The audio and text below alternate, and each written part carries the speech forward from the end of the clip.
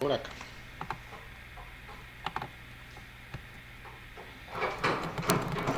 Ok, Ok, me por favor me confirman si me confirman si me escuchan y escuchan y si si pueden ver mi pueden ver mi pantalla. pantalla. De mi parte, sí. Sí, señor, se ve bien. Ok, Ah, ok, perfecto, listo. perfecto, Yo los listo. Yo los escucho escucho bien. bien. Ya Ya inicié la inicié la grabación. grabación. Hoy Hoy siendo 10 siendo de 10 de noviembre, noviembre, 7 y 12 de 7 y la 12 de noche, la pues noche, vamos pues a dar vamos a dar inicio inicio a a la la sesión de hoy. sesión de hoy. Bien, Bien, esta esta semana, semana, a a partir del partir del día de día hoy, de hoy, iniciamos una iniciamos nueva una nueva competencia competencia técnica. técnica. Ustedes Ustedes han han venido venido desarrollando desarrollando diferentes diferentes competencias, pero competencias, esto pero esto ha sido ha de sido de carácter carácter transversal, es transversal, es decir, hace decir, hace parte parte de ese de ese componente componente eh, humano y humano y ético que ético que el el SENA SENA también también quiere quiere inculcar en los inculcar en los aprendices aprendices para que para haga que parte haga de su parte de su formación. formación. Esta Esta es una es una competencia competencia técnica que hace técnica que hace parte pues parte pues de su de su ciclo de ciclo de desarrollo desarrollo para para este este técnico de técnico de programación de programación de servicios para servicios la para nube. la nube. Vamos a Vamos a trabajar trabajar durante durante 3 semanas esta esta competencia competencia técnica. técnica. Esta Esta competencia competencia técnica técnica costará de costará de 5 cinco sesiones, es sesiones, es decir, que decir, que nosotros nos nosotros nos veremos veremos dos dos sesiones por sesiones por semana en semana en promedio. promedio. Van a ser Van a dos ser dos sesiones una sesiones una semana, semana, una una sesión la sesión la segunda segunda semana semana y dos y dos sesiones sesiones la tercera la semana tercera para semana para terminar más o terminar más menos o la menos la primera primera semana, semana, entre la entre última la semana última semana de de noviembre y la noviembre y primera la primera semana de semana de diciembre. diciembre. Esta Esta actividad actividad consta consta de de 5 cinco evidencias, es evidencias, decir, es ustedes decir, van a ustedes van tener a que tener que entregar entregar 5 cinco productos, productos, pero pero todos son todos una son una construcción, ¿no? construcción, ¿no? De, De, es es decir, decir, escalonado, no escalonado, son no son actividades que actividades son que son totalmente totalmente ajenas una de ajenas otra, una de sino otra, que sino uno que es un uno es un peldaño peldaño para la para la construcción construcción del del siguiente taller. siguiente taller. Tenía Tenía inicialmente inicialmente programadas las programadas las sesiones sesiones para el para día el de día hoy de y hoy y mañana mañana viernes, pero viernes, esta pero esta sesión del sesión del viernes viernes queda queda cancelada cancelada conmigo. conmigo. ¿Por qué ¿Por qué razón? razón? Porque Porque ustedes van a ustedes ver van a ver mañana mañana una una sesión sesión transversal. transversal. Esta Esta sesión es sesión es muy muy probable que probable la que la reprogramemos para reprogramemos el para el lunes o para lunes el o para el martes. martes. Ustedes me ¿Ustedes me confirman si el confirman lunes si es el lunes es festivo. Yo a festivo? veces Yo a me veces ando me ando perdido con los perdido con los festivos y festivos y creo que no, creo que no, ¿cierto? ¿cierto? Sí, señor, es festivo. Sí, es Sí, es festivo. festivo. Bueno, entonces Bueno, esta entonces sesión esta quedaría sesión quedaría reprogramada para el reprogramada para el martes. Igual martes. Igual mañana mañana tendrían tendrían sesión sesión con la con una con una competencia competencia transversal. transversal. Creo que es Creo que es derechos derechos fundamentales para el fundamentales para el trabajo. trabajo. Entonces fue Entonces una fue una consideración consideración especial especial que que se hace en se esta hace en esta ocasión. ocasión. Pero Pero entonces para entonces esta para esta sesión sesión consta consta de 12 de 12 evidencias. evidencias. Les Les recuerdo por recuerdo favor por favor llenar llenar la la asistencia, ese es un asistencia, ese es un registro. registro. Recuerden que aquí Recuerden que aquí nosotros no nosotros no llevamos, llevamos un registro de asistencia, digamos, no digamos, no llevamos una llevamos una asistencia asistencia propiamente, pero ese pero ese registro registro me sirve para sirve para documentar documentar cómo ha cómo sido ha su sido su avance o avance o desarrollo. desarrollo. Antes de Antes de comenzar la comenzar la sesión, sí me sesión, sí me gustaría gustaría preguntarles cómo les ha ido con las demás competencias. Digamos, a Digamos, rasgos a rasgos generales, generales, cómo han ido cómo con han los ido con los tiempos, qué tal tiempos, ha qué tal sido ha sido la la calidad calidad de esas de esas conferencias web, conferencias si web, se han si se han sentido sentido acompañadas o por el acompañadas o por el contrario, pues contrario, tienen pues tienen algunas algunas observaciones. observaciones. Por aquí miramos por acá, que alguien nos levanta la manito. Espérame un Espérame un momento. momento. Andrés, te Andrés, te escuchamos. escuchamos. Hola, profe, buenas noches a todos. Las demás evidencias, bueno, en mi caso, la verdad me atrasé una semana por cuestiones técnicas, entonces estoy un poco colgado con varias evidencias de Abdelice, de Johnny, sobre todo ellos dos son los que estoy bien colgado, pero antier hice un cuadrito que se los compartí al grupo por Excel, donde recopilé todos los anuncios que se han generado a la fecha y hice listado de, como un listado de acciones por ejecutar de mi parte. Entonces estoy colgado, pero ya entre hoy y mañana espero estar al día con todo. Pero pues han estado a tiempo, hubo como 2 días que llegaron varios anuncios al tiempo de varios instructores. Entonces pues se amplió bastante el trabajo y también una fase de adaptación a la plataforma, ¿no? Eh, tuve en mi caso esa adaptación a la plataforma también. Muchas gracias. Sí, en efecto, yo creo que les comenté, ¿no? Cuando finalizamos la fase de análisis, que hasta la fase de análisis la cosa es como relajadita. Desde allí es como una competencia. Uno no se puede descuidar porque se le empiezan a acumular las evidencias. Una recomendación que yo les doy a ustedes, aprendices, es que aquí en territorio, en la sección de evidencias, digo de herramientas, que son todos esos botoncitos que están a la izquierda, vayan a la sección de evidencias, la que aparece aquí. Posteriormente que usted le den clic en evidencias y descargue, aquí donde dice ordenar por fecha límite, colóquenle fecha ascendente. Las que están de color amarillito, opa, se me fue, ascendente. Aquí es todas las, espérate, aquí así, listo. Las que están de color amarillito son las que ya debieron haber entregado. Las que están en color verde es que aún tienen tiempo de entregarla. Y a ustedes les debe aparecer la evaluación aquí a la derecha. Entonces A o D según sea el caso. Entonces esto le hace organizarse un poquito en torno a las evidencias para que lleven más o menos un control. Aquí ustedes van a ver fechas, miren que muchas están por vencer. Todas estas evidencias vencen este fin de semana, seguramente son de las competencias que ustedes ya finalizaron. Ustedes debieron finalizar alrededor de 3 competencias esta semana.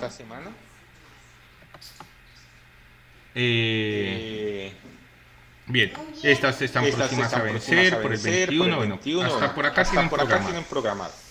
Entonces, para que ustedes se planifiquen y vayan desarrollando estas actividades, es una muy buena manera de gestionar. ¿Cuál es la única dificultad de esto? Que esto solo mide las actividades por entregar, es decir, las que se publican en plataforma. No se tienen en cuenta ni las evaluaciones, que es las que hacemos por la plataforma, donde respondemos preguntas, ni tienen en cuenta los foros, los calificables. Si ustedes ya quieren ver esa información, también lo pueden hacer por algo que se llama portafolio del aprendiz. Le dan clic a portafolio del aprendiz, a mí me aparece un poco diferente porque me aparecen los portafolios. Voy a coger uno al azar, indistintamente, no por nada. Entonces, a ustedes les va a aparecer unos cuadritos. Los que estén en blanco es porque ustedes ya entregaron evidencia y deben tener el clipcito azul. Los que estén en gris es los que no han entregado evidencia. ¿Sí se dan cuenta? Bien, hay algunos blancos con clic azules. En este portafolio del aprendiz la ventaja es que yo sí puedo ver los foros. Miren, aquí está foro social, foro temático, que creo que es el de cultura deportiva, que tienen que hacer una participación de un foro. Y también están las evaluaciones, las que se hacen en línea. Entonces, por ejemplo, aquí creo que ustedes ya van a iniciar una evaluación que es sobre esta. Que es el cuestionario sobre procedimientos aritméticos. Esa evaluación creo que ustedes la tienen que responder. Creo que esta semana ustedes tuvieron tema de formación. Entonces dos son digamos, dos vías para las cuales ustedes pueden organizar su información. Bien, vamos a dar inicio a la sesión de hoy. La sesión de hoy la vamos a dividir en dos partes. En la primera parte voy a hacer la explicación de la actividad para esta semana, es decir, lo que deben entregar. Recuerden que esta semana tiene dos productos. Como vamos a hacer dos sesiones, para que esto no sea tan denso para usted, la primera sesión voy a explicar la entrega del primer producto, el primer resultado que ustedes deben de presentar, o la primera evidencia, como la quieran llamar. El martes que nos reunamos nuevamente, yo ahorita modifico el anuncio, igual les voy a mandar un correo electrónico recordándoles que el martes tenemos sesión. Trabajamos en la segunda parte. Para estas dos evidencias tenemos una semana, así que les recomiendo que de aquí al martes termine la primera evidencia. Las evidencias que van a presentar conmigo son relativamente fáciles si entienden el concepto. Si ustedes entienden el concepto, créanme que no van a tener ninguna dificultad. Si no entienden el concepto, ustedes no van a saber qué hacer y no van a tener que presentar. Entonces tienen que prestar mucha atención. Esto tiene, digamos, por una parte es un componente muy abstracto, es decir, da lugar a muchas interpretaciones. Entonces tenemos que orientarlo adecuadamente para que esas interpretaciones que podamos dar de esos conceptos abstractos sean, digamos, entendibles para todos. Todos hablemos como el mismo lenguaje y eso mismo nos permita entendernos. Bien. Esta competencia que consta de 5 evidencias se llama elicitación de requisitos. ¿Alguien sabe qué es elicitar requisitos? ¿O alguien sabe qué es la palabra elicitar?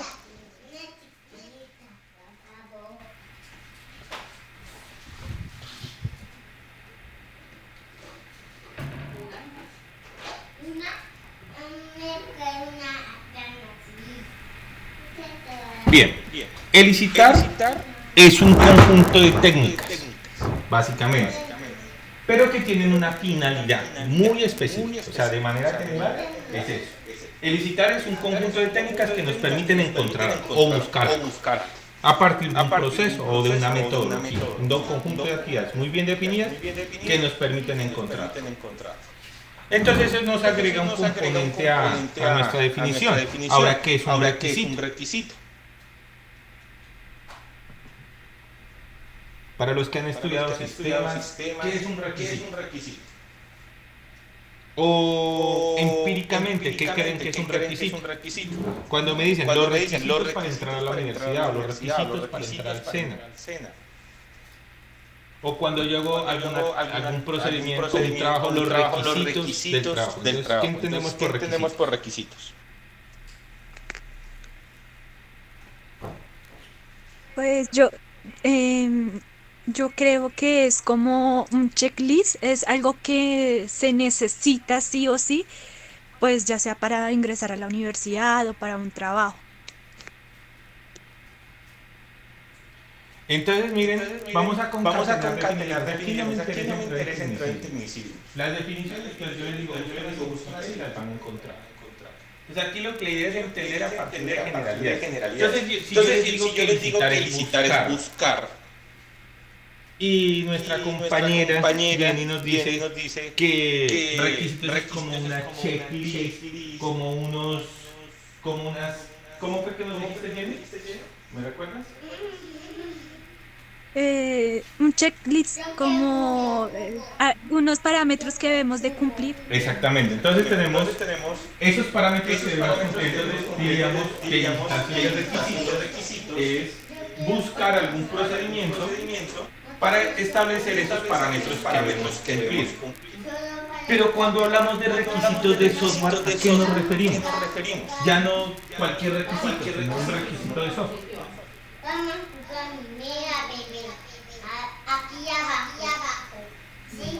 Esa definición hasta ahora calza perfectamente. Pero pensemos en el contexto de software.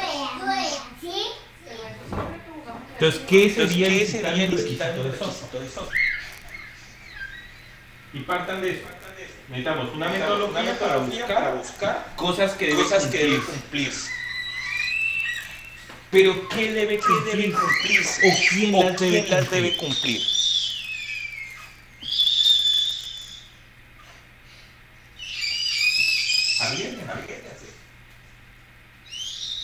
¿Nosotros?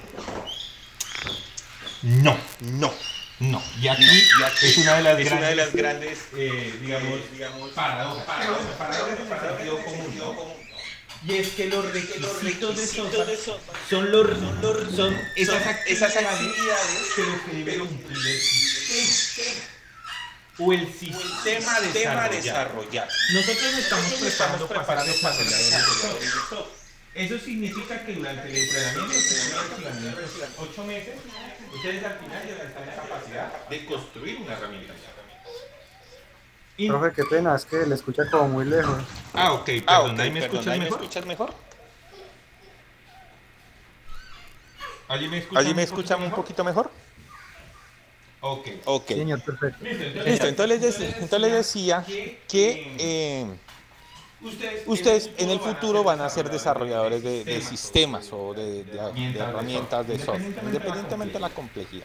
Pero ustedes están entrenando para eso. Entonces nosotros cuando hablamos de digitación de requisitos de software, lo que estamos hablando es de estrategias o metodologías, buenas prácticas para encontrar esas actividades que debe hacer, pero es el sistema. ¿Y no les parece raro que uno tenga que buscar, si uno diseña algo, uno por qué tendría que buscar lo que hace el sistema si uno lo está desarrollando? Miren la paradoja. Nosotros vamos a desarrollar algo, pero nosotros tenemos que encontrar las funcionalidades que hace ese algo que vamos a desarrollar. Al sentido común, o sea, digamos al ojo de, como dicen por acá, a ojo de buen cubero, no resulta normal la definición, o sea, no la entendemos, la digerimos o hay algo extraño.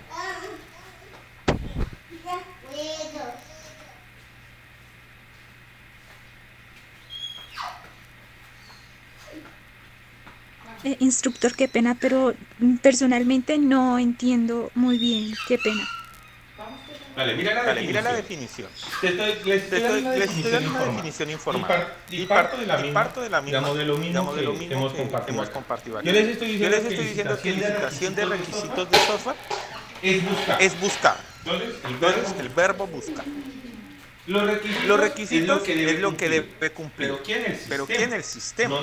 No nosotros. El sistema es un software que nosotros vamos a desarrollar.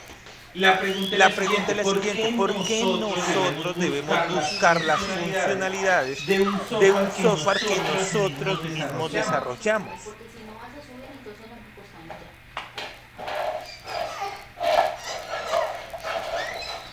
Para poder cumplir las expectativas de lo que se nos está pidiendo o para qué necesitamos el software. Exactamente, y es que nosotros de manera general puede ser que sí desarrollemos para nosotros, pero en general en la práctica nosotros no desarrollamos para nosotros, nosotros desarrollamos para terceros. A ese tercero lo llamamos el cliente.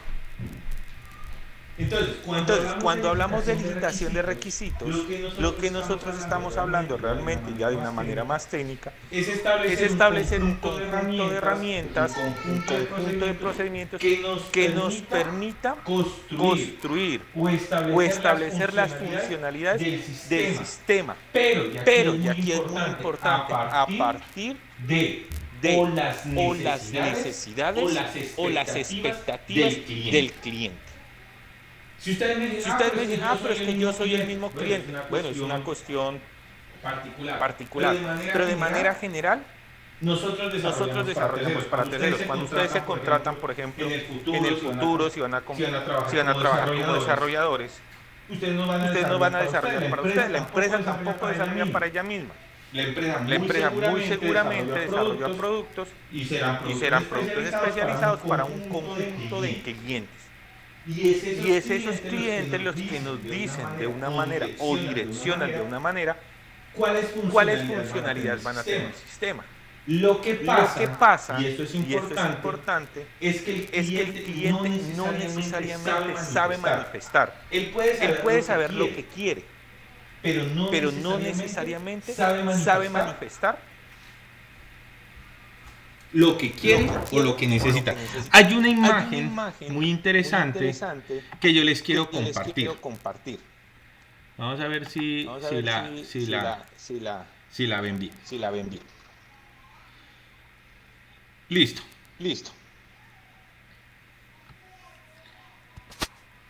Miren lo que vamos a entender. El último cuadrito Es lo que el cliente necesita. ¿Qué es lo que el cliente necesita? En este caso necesita, ¿cómo se llama? ¿Un columpio con una llanta? Esto es lo que realmente el cliente necesita. Es lo que él quiere. Pero miren lo que se interpreta, y aquí viene el tema del por qué deben existir esas técnicas. ¿Cómo lo explica el cliente? Porque él, ese querer, esa necesidad la tiene que expresar de alguna manera. Y no necesariamente él lo puede expresar adecuadamente. De repente, como lo entendemos nosotros. Por acá. Luego, ¿cómo se diseña?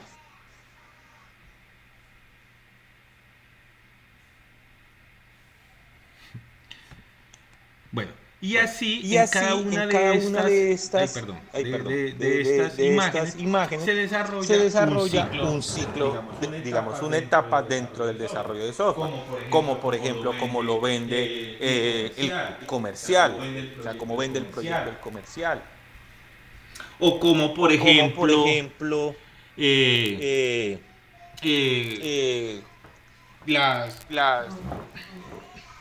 como, bueno, aquí no está, pero por ejemplo los de Cuba, los de seguridad, como lo representan. Entonces lo que quiero, me interesa que en esta primera parte entiendan que cuando nosotros vamos a construir software, lo primero que tenemos que hacer dentro de un conjunto de muchas actividades es determinar qué es lo que quiere el cliente. Eso que quiere el cliente son las funcionalidades de un sistema de información o un software que nosotros vamos a construir. Y nosotros, a partir de una serie de técnicas y de herramientas que vamos a conocer, entonces vamos a poder identificar de manera clara, sin ambigüedades, cuáles son esas necesidades del cliente y esas necesidades volverlas o convertirlas en algo que vamos a denominar requisitos de software. ¿Hasta allí me siguen la idea? Sí, señor. Bien. Entonces vamos a hacer aquí un pequeño corte y vamos entonces a explicar la primera actividad. Y luego retornamos. Entonces, la primera actividad, nosotros vamos a hacer un documento que se llama documento de informe de fuentes. Para ese documento de informe de fuentes, lo vamos a encontrar aquí en contenido del curso. Proyecto.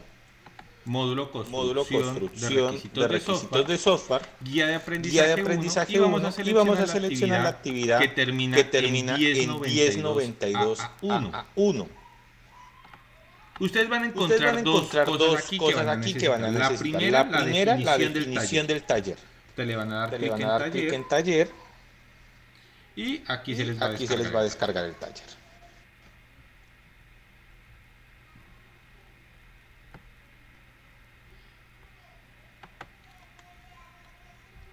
Vamos a esperar que me abra el taller.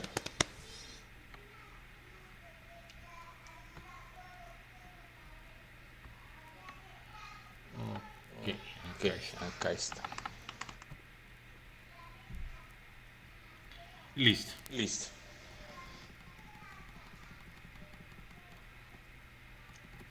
Entonces, bien, ¿qué vamos a hacer en el taller? Y ojo a lo que les voy a decir. Lo primero que ustedes van a tener que hacer es definir un caso práctico del mundo real. Nuevamente repito. Van a tener que escoger más que definir un caso del mundo real donde sea aplicable una solución de software. Por ejemplo, si usted dice, no, yo quiero hacer un sistema de información para una veterinaria, donde se pueda manejar, por ejemplo, la historia clínica de los animalitos. Por decir algo, o alguien podría decir, no, mira, yo tengo en mi casa una tienda y yo quiero manejar un sistema eso se llama, de POS, o sea, de registro de productos, o sea, que alguien pague, escanee el código y le totalice y le saque la factura. O, por ejemplo, alguien puede decir, no, mira, yo tengo una tienda en línea, yo comercializo productos de belleza y yo quiero montar una tienda en línea donde yo pueda comercializar y mis clientes puedan comprar a través de la tienda en línea. Es decir, el campo de aplicación puede ser cualquiera. Por ejemplo, yo he tenido soluciones tan sofisticadas como decir alguien que propuso hacer un sistema que permite encontrar en los diferentes almacenes un producto y le dice cuál es el más barato y cuál es la distancia que está ese producto a la dirección de la persona que lo está buscando. O por ejemplo, alguien hizo un sistema de información para administrar el tema de los sistemas eléctricos. Eso se hace para medir contadores, llevar un registro. Bueno, finalmente es un sistema de información. Entonces ustedes, lo primero que van a hacer es definir un caso práctico. Pueden escoger un caso práctico del mundo real o se lo pueden inventar. Donde ustedes crean que sea aplicable una solución de software. Entonces, eso es lo primero que vamos a hacer. Seleccionar a su elección un caso práctico donde se quiera el desarrollo de una solución de software. Y deben explicar básicamente la solución implementada. Bien. El segundo punto es algo que vamos a ver hoy. Que es ustedes tienen que seleccionar.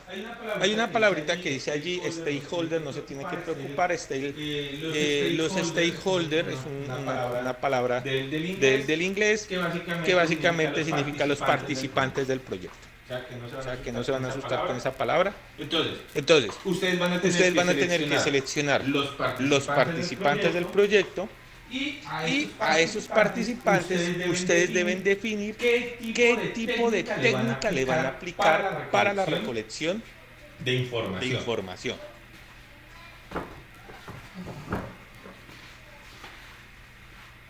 Aquí pues se da una guía, entonces dice las fuentes de los requerimientos pueden ser los propietarios del negocio, pueden ser empleados, clientes, proveedores, reguladores, documentos, manuales, guías, tutoriales, otras páginas web, otros sistemas similares. Bueno. Entonces aquí van a tener que seleccionar esas fuentes, es decir, quién les proporciona información.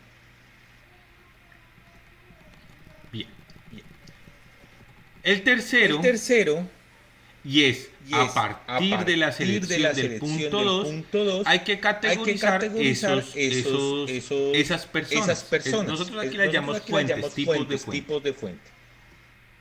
Y deben describir qué técnica o qué instrumento le van a aplicar. Ahorita vamos a ver las técnicas y los instrumentos. Igual aquí se describen, ¿no? O sea, por ejemplo, las fuentes de requerimientos se clasifican en tres categorías: primarias, secundarias, terciarias. Y las técnicas que nosotros utilizamos son la entrevista, la encuesta, las observaciones, las sesiones grupales. Y la 4 es llenar una matriz. Para llenar esa matriz, aquí está el anexo. Aquí en el anexo, ustedes le dan clic allí y se les descarga un archivo en Excel. Ustedes abren ese archivo en Excel y se les abre la matriz. Entonces, mire, el stakeholder es una persona. El rol que es dentro del proyecto, yo le dije que él puede ser un cliente, pues bueno. Aquí información de contacto. Aquí están los requisitos, los requisitos son funcionalidades, las expectativas, lo que le gustaría que haga el sistema. Y algo que se tiene que definir es el nivel de influencia. Para definir qué es la influencia, vamos a ver también una herramienta que es muy sencilla, que nos dice qué tipo de influencia tiene o qué tipo de interés. De hecho, se llama matriz de influencia-interés. Entonces, tenemos estos dos documentos. El primero, recuerden, es el taller como tal, donde está la descripción de los enunciados. Y el segundo documento es esta matriz que está acá, para que ustedes la diligencien.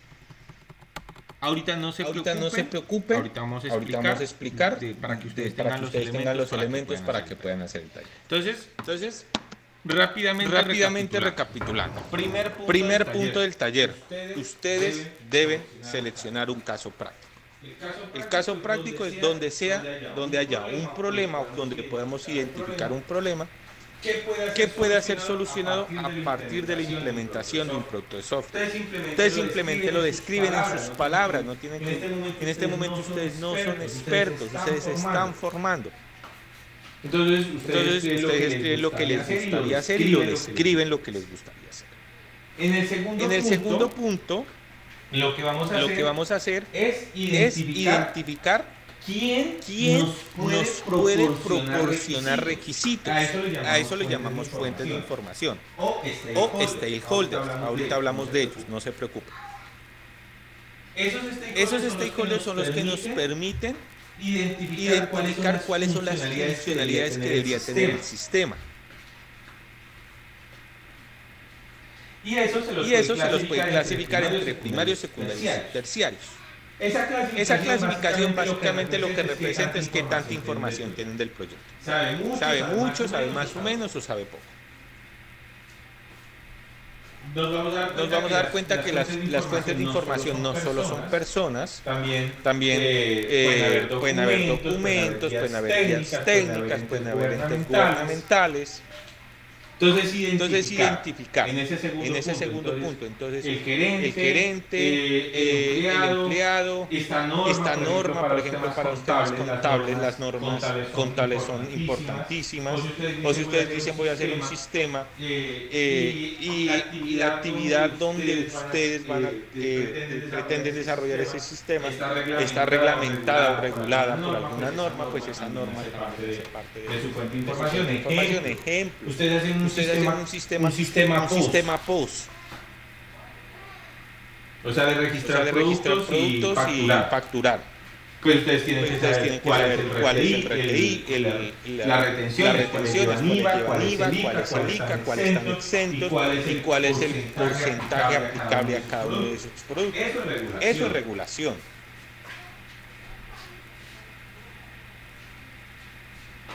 Bien. El tercer punto de este taller es de acuerdo a esa clasificación que ustedes hagan de primarios, secundarios o terciarios, ustedes deben definir qué técnica les van a aplicar para recolectar información. No es necesario describirla.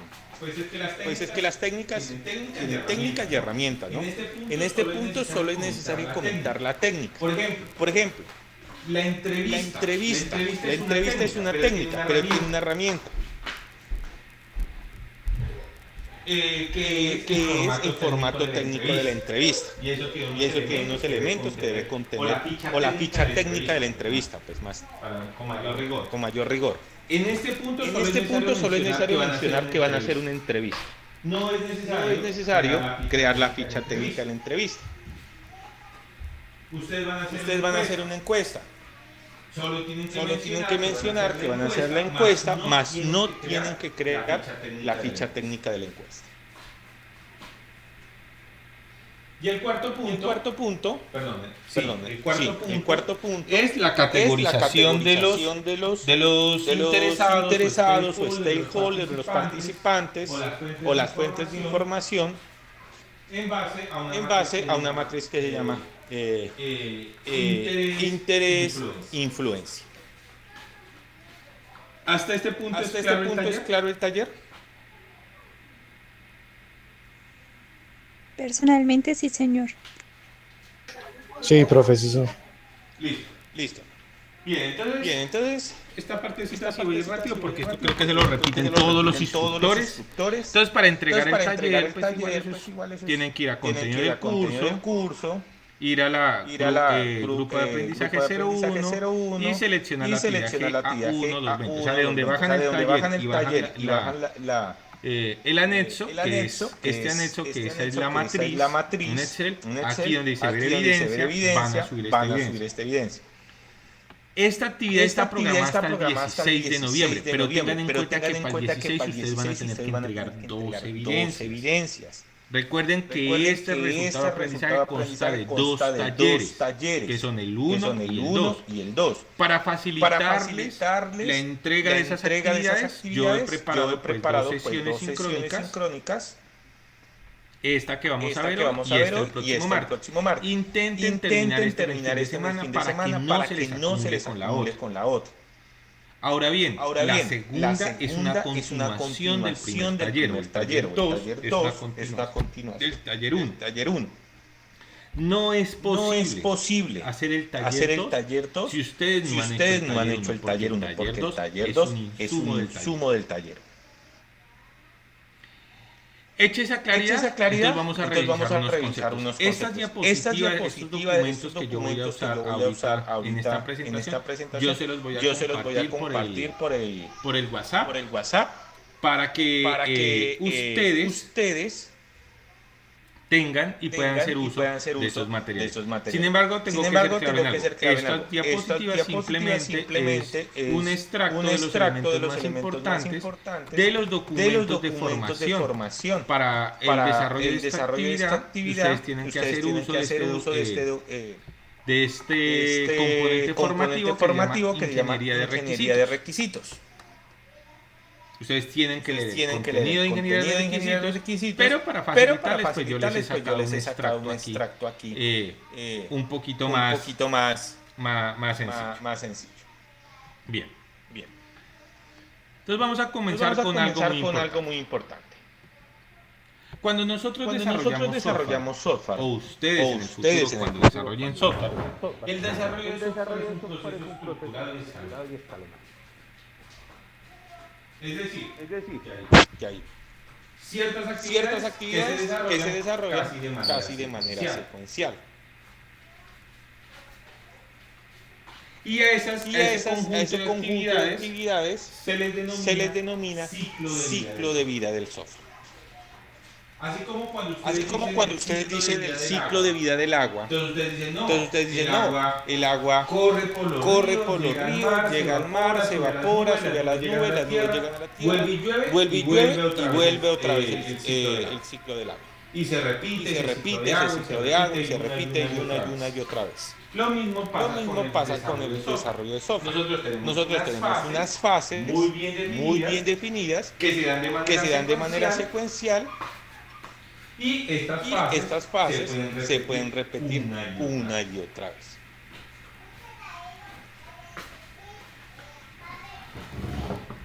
Las fases más importantes para el ciclo de desarrollo del software está la planificación, el análisis, el diseño, la implementación, las pruebas y mantenimiento.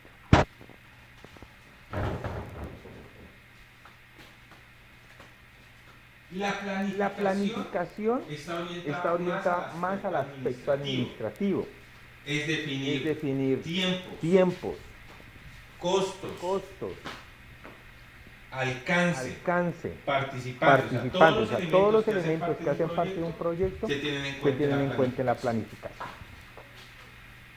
Es un componente muy importante porque básicamente aquí se va a definir la viabilidad del proyecto. Bien.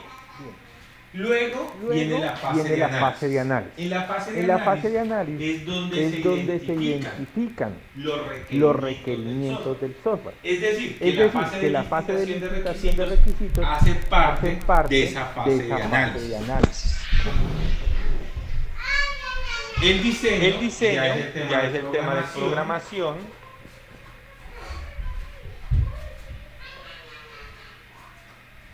Es ya entrar a programar, construir la herramienta de software. La implementación es ya el despliegue que hacemos en la etapa productiva de esa herramienta de software. Y por último, pues las pruebas y el mantenimiento, ¿no? Las pruebas para verificar que funcione bien, el mantenimiento, porque todos los software requieren irse actualizando con el tiempo. Entonces mantenimiento.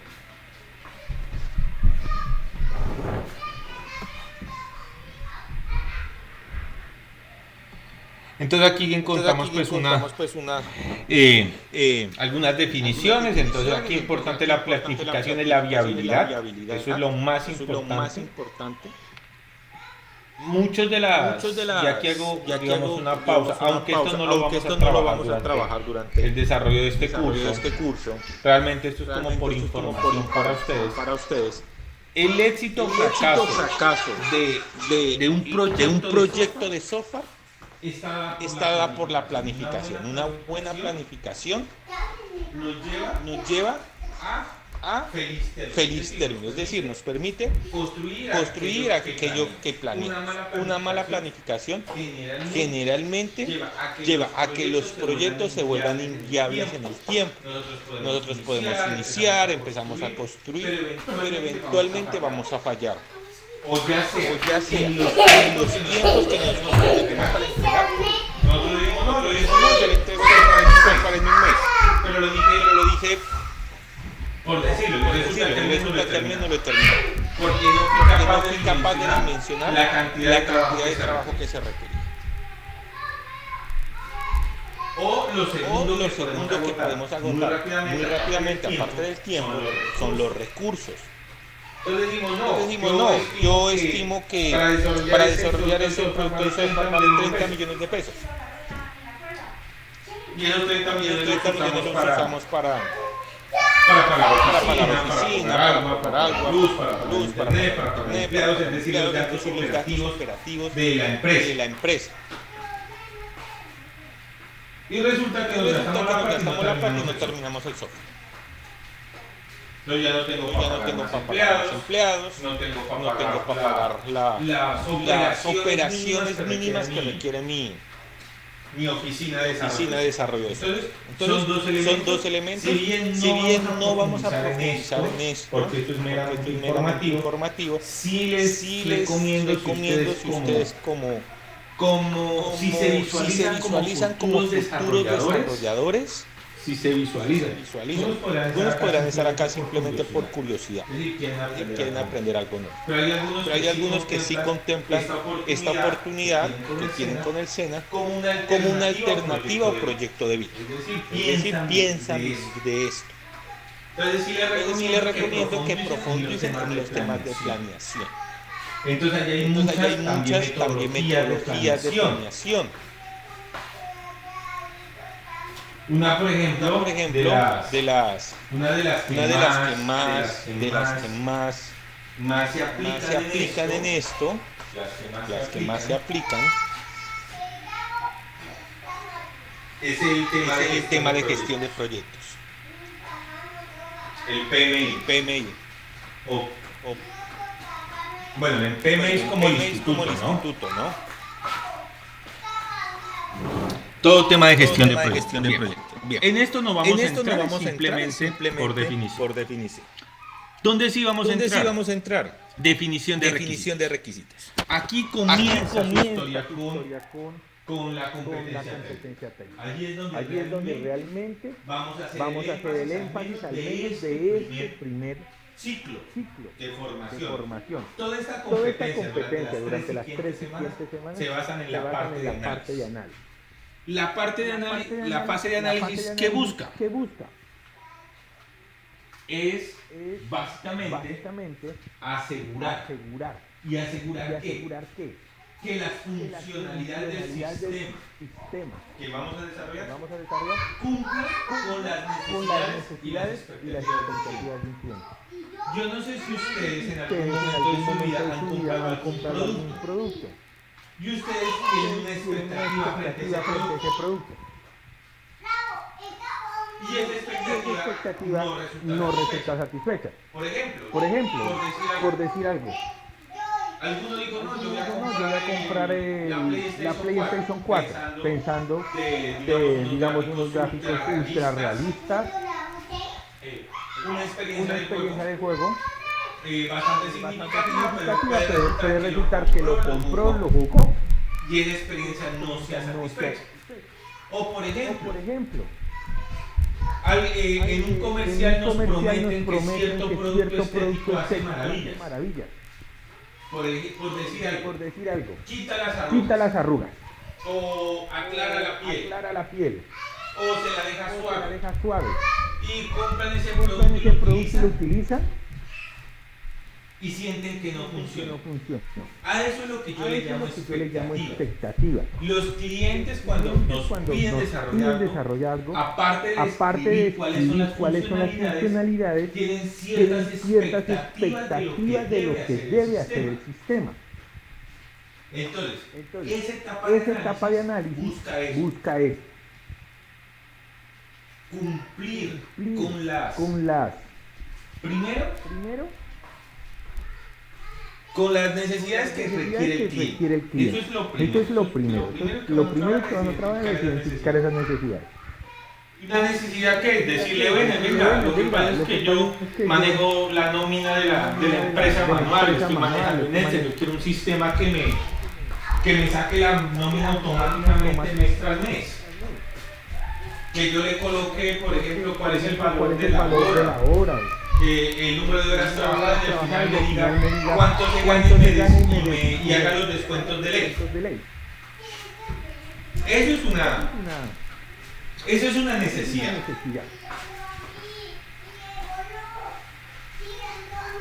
Una expectativa que lo haga bien, que lo haga relativamente fácil a la experiencia del usuario. Luego vamos a ver que esas palabras bien fáciles no son buenas expresiones para usar en requerimiento.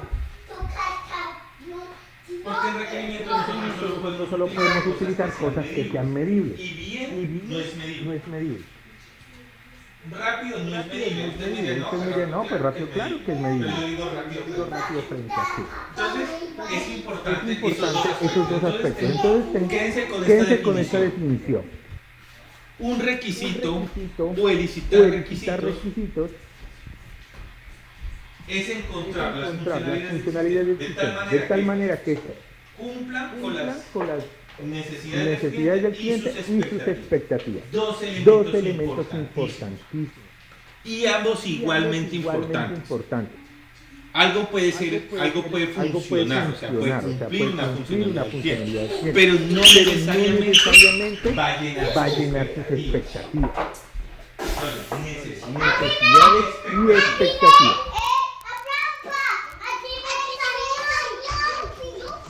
Listo. Luego que sigue, diseño. Para el diseño es todo lo que es básicamente la parte de programación.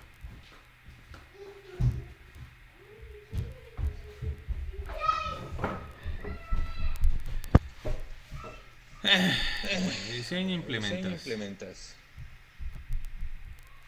Básicamente es construir. Vamos a identificar cuáles son las mejores herramientas, cuáles son las mejores tecnologías, cuáles se dan también a las características del proyecto que vamos a desarrollar. Eso lo iremos desarrollando a lo largo de su formación. Vamos a ver tema de programación estructurada, vamos a ver programación de objetos, vamos a ver bases de datos. Entonces, para el tema de programación vamos a hacer tres competencias, que básicamente es construir el software.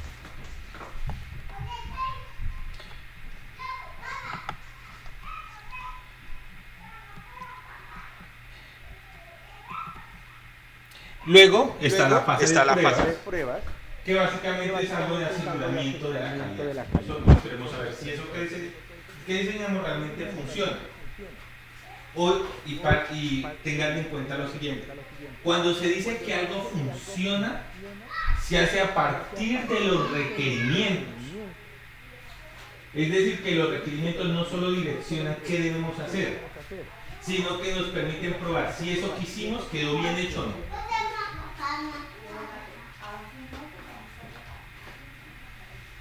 Si yo les digo, háganme una escalera de cemento, o sea, que vaya del primero al segundo piso,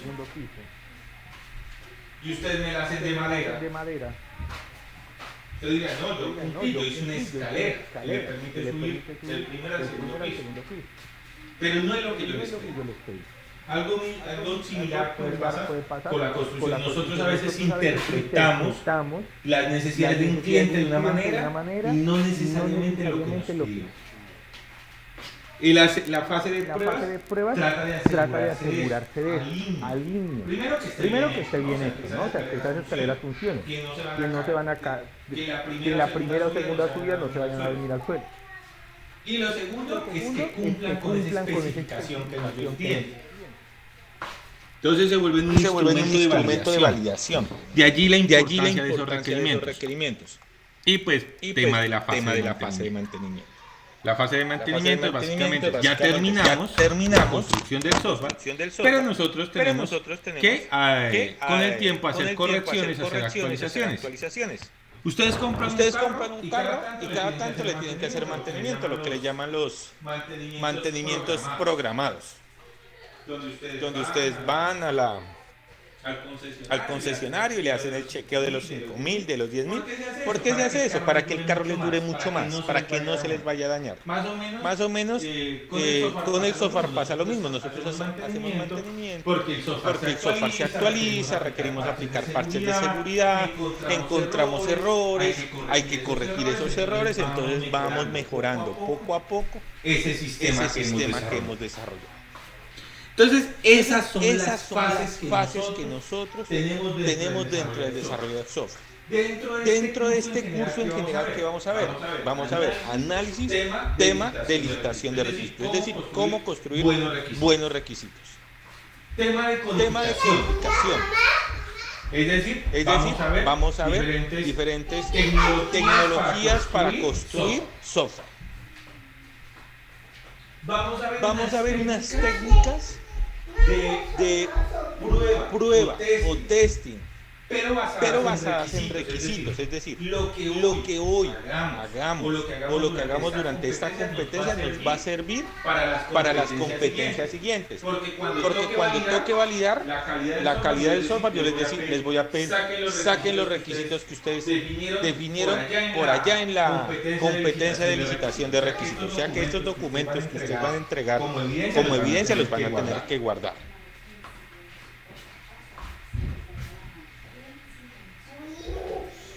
Bien. Entonces continuamos. Entonces ahí digamos como unos preámbulos. También existe algo que se llama los paradigmas del ciclo de desarrollo del software. Nosotros vimos el ciclo de desarrollo del software. Es decir, vimos que existen etapas, que está la planificación, el análisis, el desarrollo, las pruebas, el mantenimiento. Pues resulta que hay maneras de recorrer esas etapas. Hay maneras. Y resulta que esas maneras se denominan paradigmas o modelos del ciclo de vida del desarrollo. Ustedes pueden subir una escalera paso por paso. O sea, ustedes al primer peldaño, luego al segundo peldaño, luego al tercero, al cuarto y así progresivamente hasta subir. Pero alguien podría saltarlo de dos en dos. Se va al segundo, al cuarto, al sexto, al octavo. Alguien más podría subir de uno en uno hasta la mitad, devolverse unos tantos y luego subir de dos en dos. Entonces la manera como se recorre es lo que se denomina paradigma. Obviamente los paradigmas no están sencillos como decir, no, yo voy a hacer el paso 1, el paso 2, el paso 4 y me voy a saltar el 3. No, así no funciona. Los paradigmas ya son implementaciones o desarrollos que ya se han dado y que dentro de la comunidad de desarrolladores son aceptados como buenas prácticas de programación. Entonces no es simplemente rifar y decir este le hago y esto no lo hago, o voy a hacer uno y me devuelvo dos. Eso se los mostré a manera de ejemplo. Pero los paradigmas ya son esos mismos recorridos que les planteé en la escalera, pero de una manera que personas los han probado y les han funcionado. Básicamente hay dos paradigmas importantes para no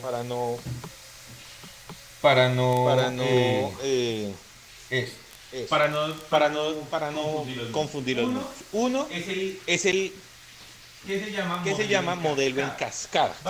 Básicamente yo recorro la escalera peldaño por peldaño. Y comienzo en el primer peldaño y termino en el último peldaño.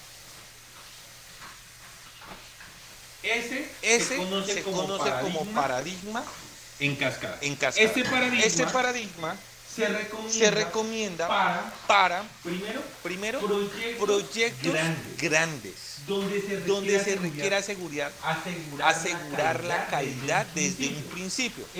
Este paradigma hace esfuerzos significativos o se enfoca o invierte gran parte del tiempo de todo el proyecto en la etapa de planeación. Porque como es un modelo que se da paso por paso, no se pueden cometer errores. Entonces realmente esto está orientado hacia proyectos de software de gran envergadura, o sea, proyectos muy grandes. Desarrollarle el POS al vecino no es un proyecto grande. Desarrollarle un software veterinario a una clínica veterinaria de mi barrio no es un proyecto grande. Desarrollar un sistema para censar toda la población colombiana, sí, eso es un proyecto grande. Entonces son proyectos donde se requiere asegurar la calidad desde un principio. Son proyectos que están definidos desde el principio, es decir, no van a haber modificaciones significativas en el tiempo. Y normalmente los equipos que trabajan en estos proyectos son equipos que tienen muchísima experiencia. Entonces se dice que ese ciclo de desarrollo o ese paradigma de desarrollo, está orientado hacia grupos con experiencia. No es una buena práctica seguir un modelo de ese tipo cuando yo tengo personal sin experiencia o apenas estoy trabajando con o estoy incursionando en el tema de desarrollo de software. El segundo gran grupo de este paradigma de programación es el de espiral. El de espiral está pensado para grupos inexpertos que están apenas construyendo experiencia. Qué pena, instructor, no se le escucha. Lo siento. Te decía que el programa de espiral o el paradigma de espiral está orientado hacia grupos inexpertos que apenas estén comenzando y para proyectos muy pequeños hasta proyectos medianos, o sea, proyectos muy pequeños, pequeños y medianos, que no requiera digamos que no se requiere ese nivel de especialidad que podrían requerir otro tipo de proyectos. Este tipo de paradigmas también está pensado cuando los requerimientos no están todavía bien definidos. Es decir, a quien nosotros le vamos a desarrollar el producto de software tiene una noción vaga de lo que quiere. Y puede hacer o puede requerir durante el desarrollo modificaciones constantes. El modelo de espiral, ¿cómo funciona? En el modelo de espiral, básicamente, yo comienzo con la primera fase, que es la planificación. Luego voy a la codificación y puedo recorrer secuencialmente las diferentes etapas del desarrollo de software. Con una diferencia. En cualquier momento yo me puedo devolver. Es decir, yo puedo ir en la etapa de codificación, pero si hay un cambio de requisitos, me puedo devolver a la etapa de planificación. O por ejemplo, se están haciendo pruebas y se requiere crear una nueva implementación. Entonces puedo devolverme o a codificación o análisis para crear los nuevos requisitos y posteriormente codificarlos. La otra característica que tienen estos modelos espiral es que el ciclo de desarrollo nunca termina. O sea, yo no termino con la implementación que en los modelos en cascada finalizan. En los modelos en espiral, cuando termino la implementación, puedo seguir nuevamente con la etapa de análisis. ¿Por qué razón? Porque está pensado para proyectos donde pueden aparecer nuevos requerimientos en cualquier fase del proyecto. Entonces mi cliente me dijo que quería, por ejemplo, por decir algo, un sistema POS. Entonces yo empecé a desarrollar el sistema POS y finalmente entregué un sistema POS y luego el cliente me dice, no, mira, yo también necesito que ese sistema POS le metan inventario.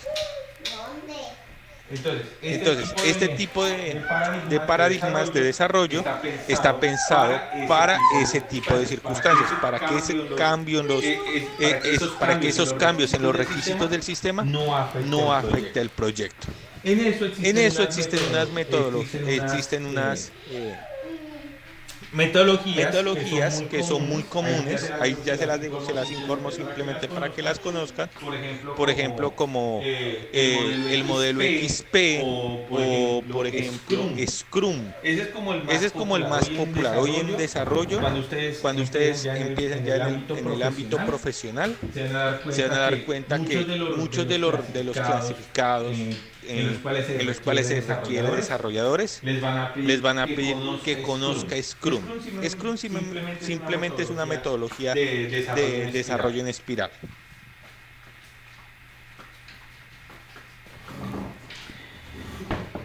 Bien, continuamos.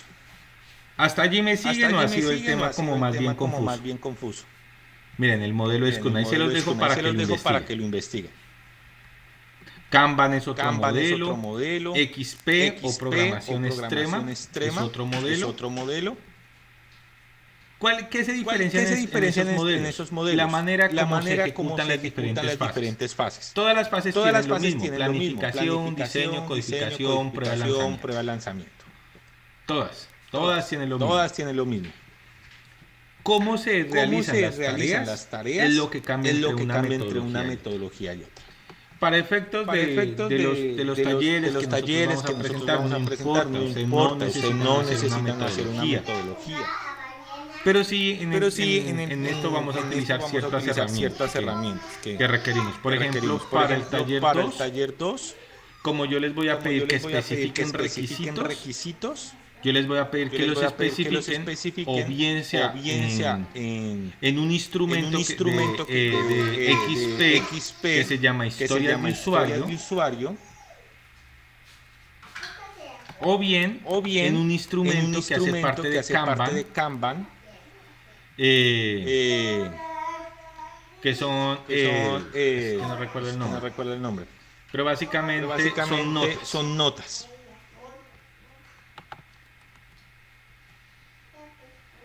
Bien. Entonces llegamos finalmente a lo que nos interesa.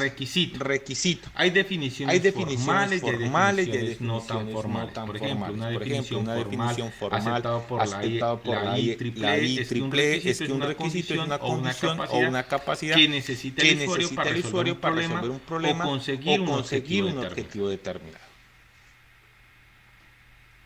Entonces, por ejemplo, la importancia de los requisitos, establecer el alcance del trabajo subsecuente, puede definir estrategias de desarrollo, riesgos a tomar decisiones de negocio, etcétera.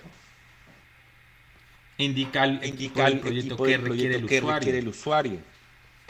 Y algo importante, el éxito o el fracaso del proyecto estará altamente influenciado por la calidad de los requisitos y los procesos para gestionarlos durante el desarrollo del producto. Bien. Palabras más, palabras menos. Elaborar requisitos es una parte muy importante dentro del desarrollo de software. Y yo sí les voy a pedir particular atención en el tema de los requisitos. Para que sea un buen requisito, que ya las diferentes definiciones o la definición que construimos entre nosotros, que a mí me parece perfecta, que es básicamente cumplir las necesidades del, o sea, es definir las funcionalidades del sistema para cumplir las necesidades y las expectativas del cliente. Pero eso para que sea un buen requisito tienes que tener unas propiedades o unas características. ¿Cuáles son esas propiedades? Tiene que ser claro. ¿Qué significa que un requisito sea claro? Que sea conciso, fácil de leer y de entender. Si ustedes elaboran un requisito y se les alarga mucho el texto, muy seguramente ese no es un buen requisito. La redacción debe ser simple. Y yo les voy a dar un consejo. Ustedes siempre manejen, no es una regla como tal, pero sí les va a orientar para elaborar buenos requisitos. Una funcionalidad, un requisito. O sea, uno a uno. Una funcionalidad del sistema, un requisito. O lo pueden ver de manera contraria. Un requisito va a ser una funcionalidad específica de su sistema. Entonces, si ustedes definen un requisito y ven que el sistema hace muchas cosas, y cuando me refiero al sistema es al software que van a desarrollar, eso significa que ese requisito no es claro. Y usted lo puede partir en 2, 3 o 4 requisitos. Pero esencialmente los requisitos deben ser claros. Deben ser completos. Dice, un requisito está completo si no necesita ampliar detalles en su redacción. Es decir, se proporciona la información suficiente para la comprensión, ya que hay una palabra importantísima, comprensión. Nosotros cuando vamos a elaborar requisitos, nosotros hacemos un ejercicio de comprensión, porque es el cliente el que nos dice lo que necesita, pero él lo dice en su lenguaje, que es un lenguaje no técnico. Nosotros cuando escribimos requisitos, lo que estamos convirtiendo ese lenguaje informal de nuestro cliente en un lenguaje técnico, de tal manera que cualquier desarrollador que coja uno de esos requisitos que ustedes elaboran, va a construir una funcionalidad. Es decir, si yo cojo un requisito y se los doy a 2 programadores y estos 2 programadores no se conocen, al final, independientemente cómo lo hagan, me tienen que entregar la misma funcionalidad del sistema. Porque es el requisito el que lecciona el desarrollo. Dice que tiene que ser consistente. Consistente es que un requisito no se contradiga con otro requisito. Es decir, yo tengo varios requisitos, pero si un requisito me dice desarrollar una funcionalidad y otro requisito me modifica la funcionalidad, entonces yo diré que ese requisito no es consistente. Porque hay requisitos que se están contradiciendo entre sí. Tiene que ser correcto. Básicamente que todos entienden lo mismo. O sea, una sola idea. Por eso les decía, una funcionalidad, un requisito. O una funcionalidad, un requisito, una funcionalidad.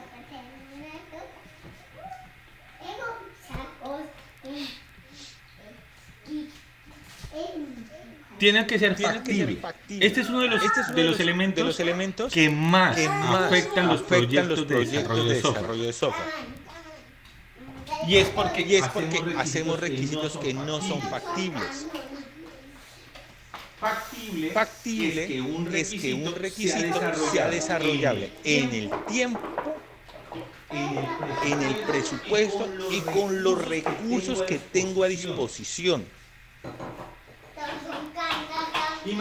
Imagínense esto. Un cliente me dice, mire, yo quiero que cuando un cliente venga a mi establecimiento, un sistema de cámaras identifique el rostro, lo busque en una base de datos nacional y aparte de eso me diga los gustos y las expectativas, los gustos de ese cliente. Eso podría ser un requisito de cualquier persona. O sea, alguien les podría decir, pero él les dice, no, yo solo tengo 20 millones para desarrollar el proyecto. Uno le diría, mire, ese tipo de cosas son posibles, pero no le van a valer 20 millones, le va a valer 2.000 millones. Pero si ustedes por coger el negocio dicen embolsillarse los 20 millones, le dicen, yo se lo hago. El requisito puede estar bien elaborado, puede ser claro, puede ser correcto, pero no es factible. Ojo con el tema de la factibilidad. Recuerden, la factibilidad está dado por tiempos, presupuestos y recursos que tiene el proyecto.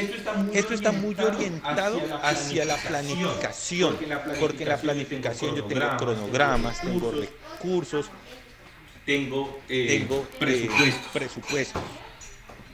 El requisito también debe ser modificable. Los cambios en los requerimientos deben hacerse de manera sistemática y debe tenerse en cuenta su impacto en otros requisitos. Es decir, que un cambio en un requisito no me afecte a otros requisitos, porque si no se me genera un cambio en cadena.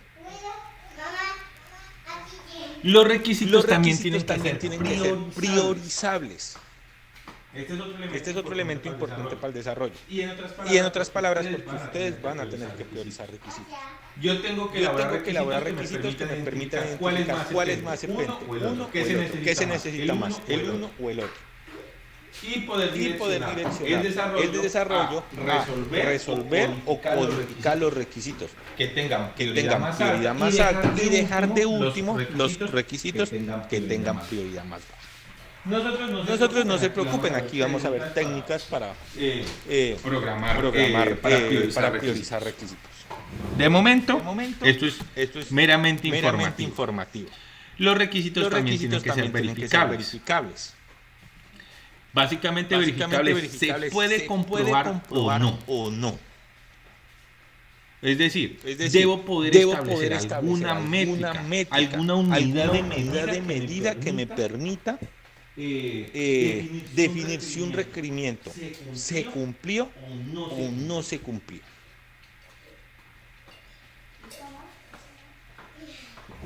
Debe ser rastreable. La especificación se debe organizar de tal manera que cada función del sistema se pueda rastrear hasta el conjunto de requerimientos correspondientes. Eso es básicamente gestión de requisitos.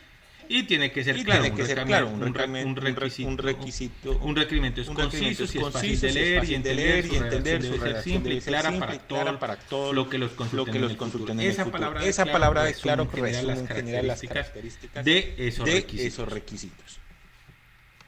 Entonces recuerden, claro, completo, consistente, correcto, factible, modificable, priorizado,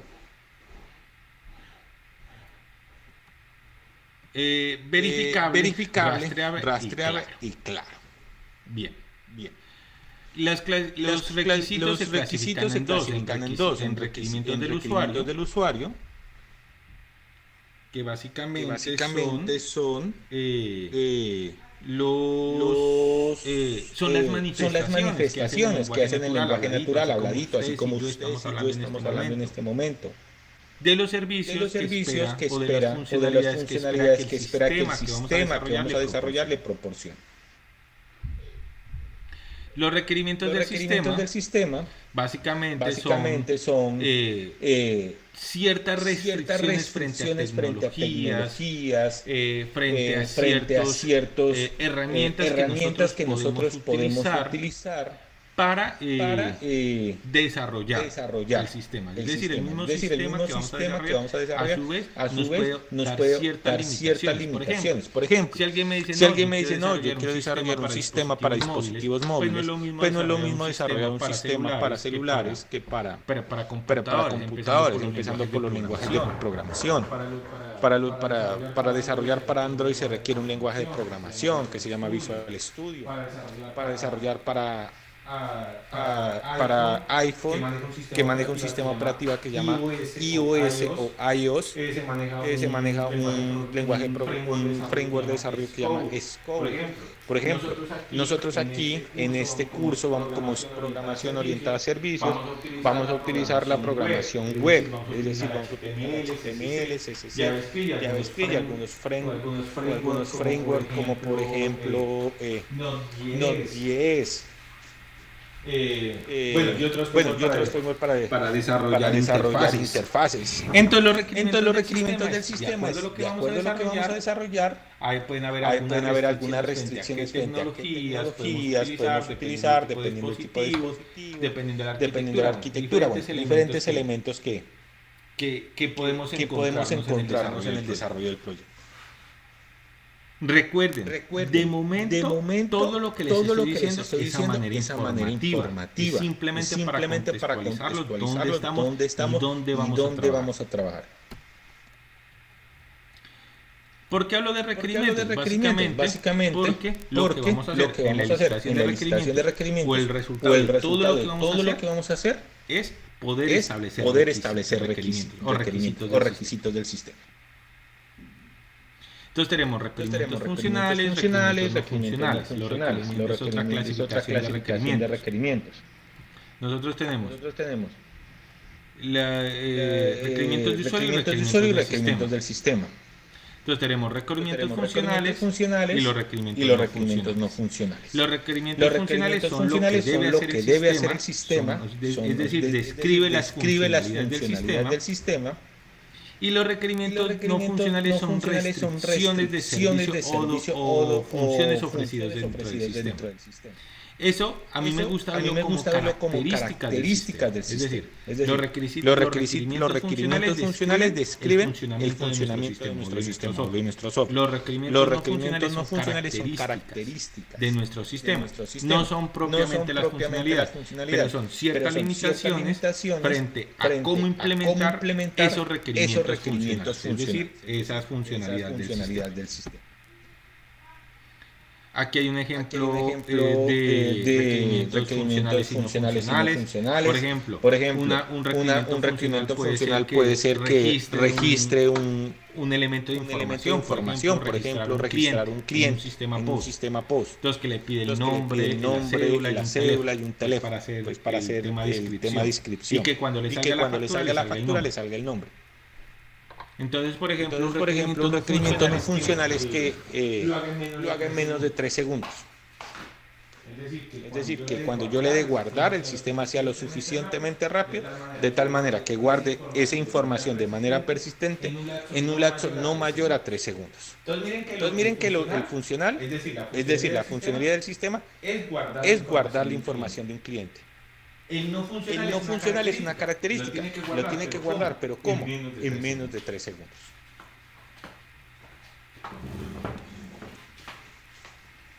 Por ejemplo, un funcional se requiere un listado de clientes por zona, es decir, que me diga cuáles son los de este barrio, del barrio siguiente o de los barrios circundantes, de tal manera de establecer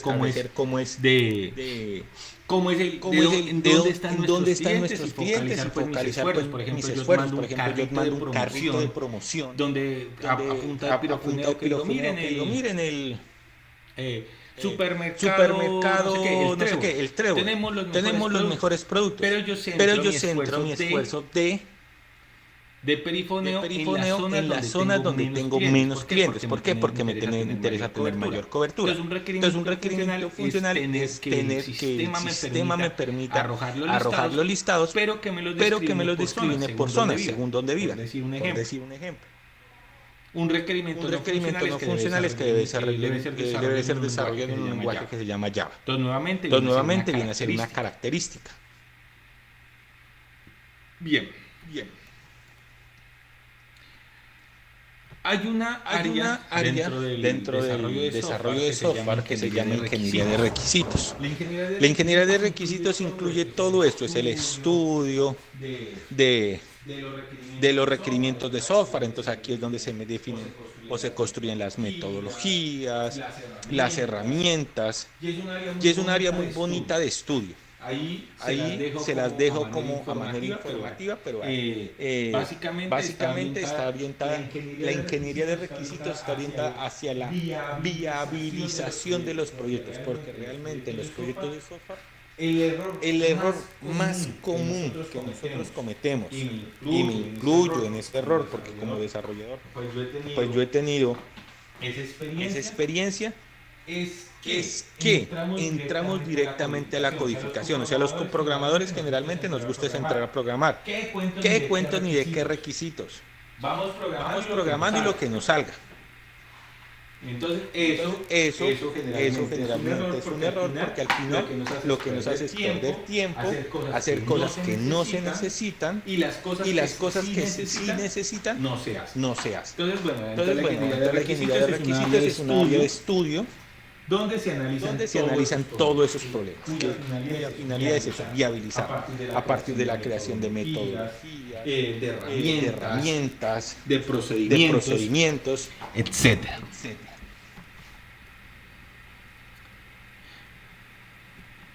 Bien, entonces vamos a avanzar con esto. Bien.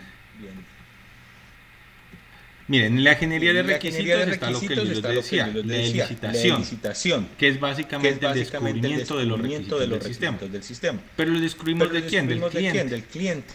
Esto no lo vamos a saltar, esto ya se los dejo a ustedes para que lo leen si quieren ampliar la información. Listo. Aquí acabamos con la primera diapositiva. Esperen, abro la segunda, que esto tiene más. ¿Hasta aquí cómo vamos? Yo sé que es un poquito denso el tema, pero es necesario colocarles en contexto. Se sienten perdidos, más o menos le cogieron el tiro. En general está claro, Víctor, y muy interesante. Listo, aquí ya vamos a entrar propiamente al taller. Aquí ya vamos a ver los elementos que requerimos para el taller. Y ya nos vamos a centrar específicamente en las tareas que ustedes van a hacer el taller. Entonces me voy a saltar definiciones y todo este. Mucho de esto es carreta, ¿no? Pero es importante saberlo. Bien.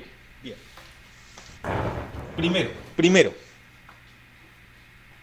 cuando nosotros vamos a identificar o vamos a desarrollar requisitos, ya anótelo como una lista secuencial de actividades. Lo primero, o orden, es decir, cómo van a hacer el taller. Y esto no solo háganlo en el taller, eso lo pueden hacer en su vida profesional. Ya cuando se gradúen y entren se vinculen al mercado laboral, ya sea que consigan trabajo, se creen su propia empresa de desarrollo de software. Aplíquenlo en su proceso cotidiano. Cuando voy a desarrollar requisitos, lo primero que tengo que hacer es identificar la fuente de los requisitos.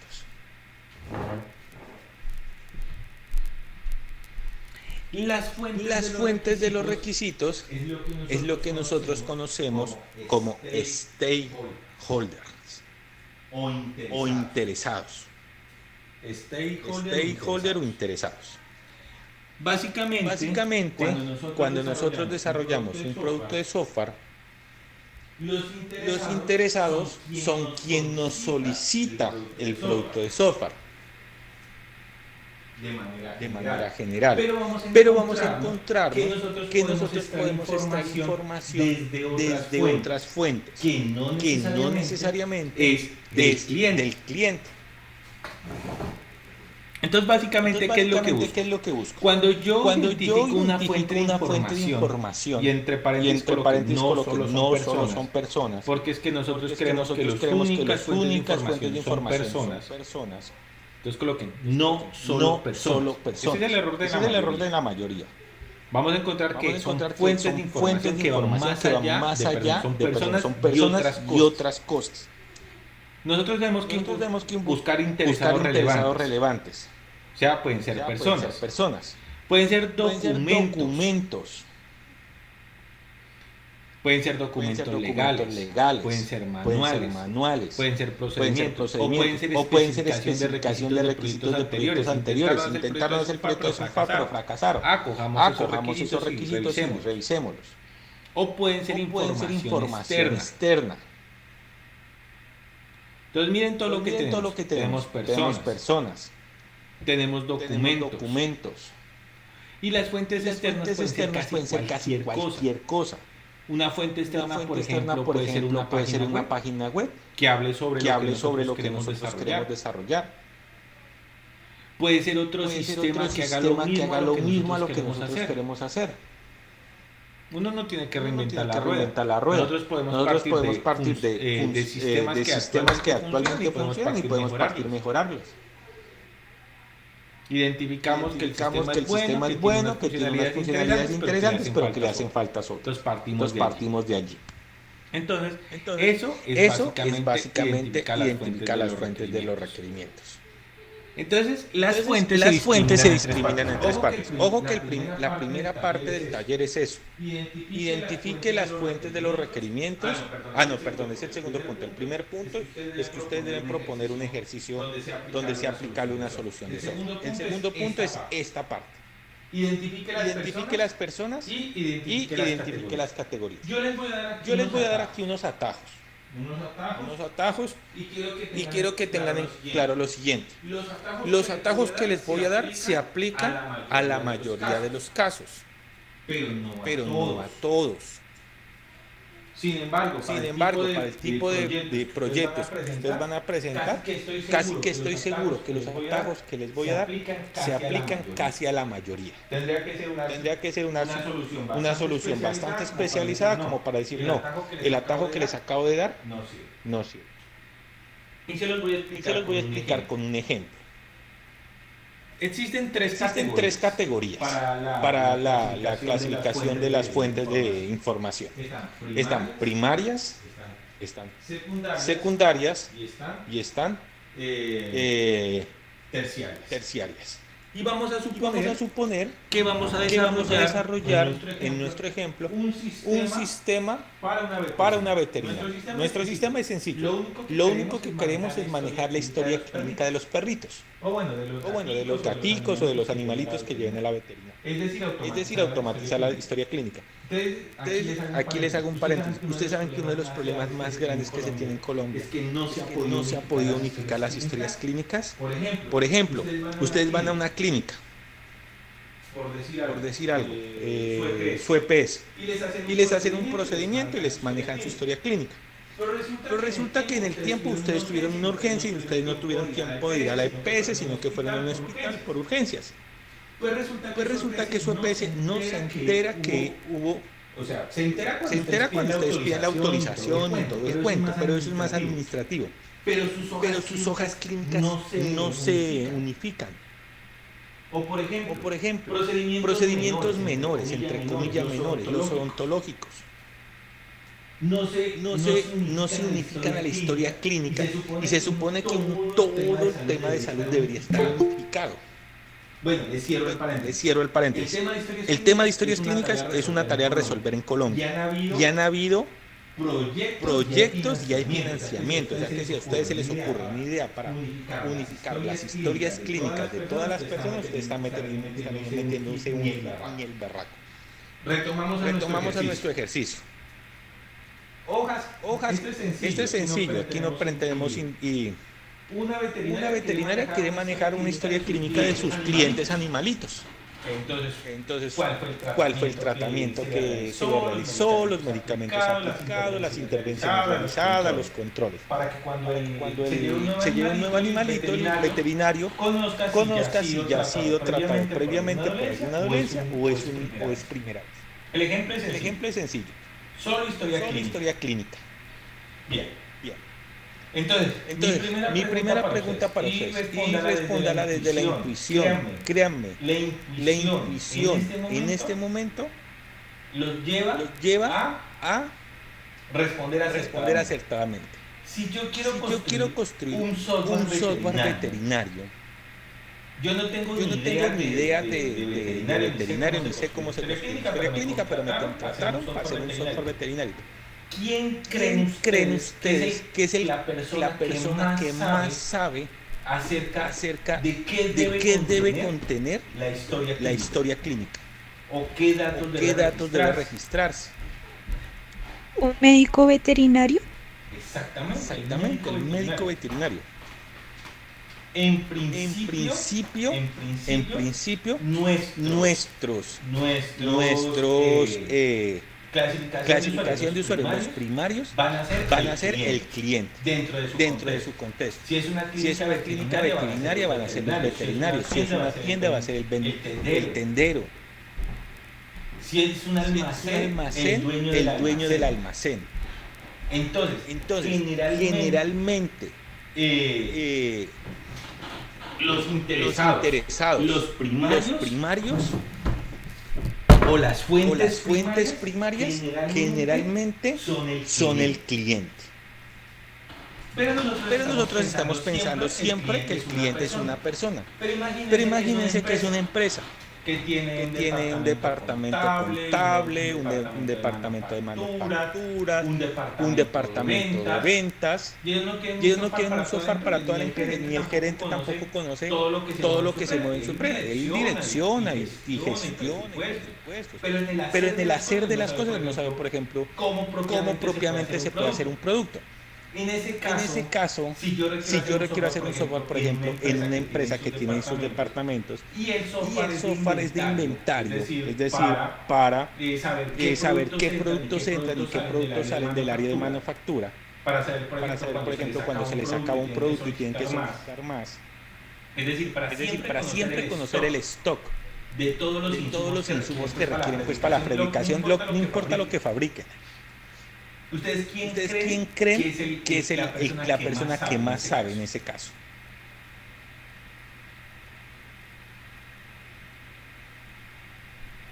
¿El almacenista?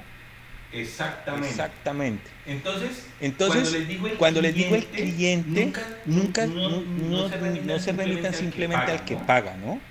Sino que cuando hablamos de clasificación o fuentes primarias, hablamos de las personas que estén involucrados directamente en la tarea que nosotros pretendemos automatizar.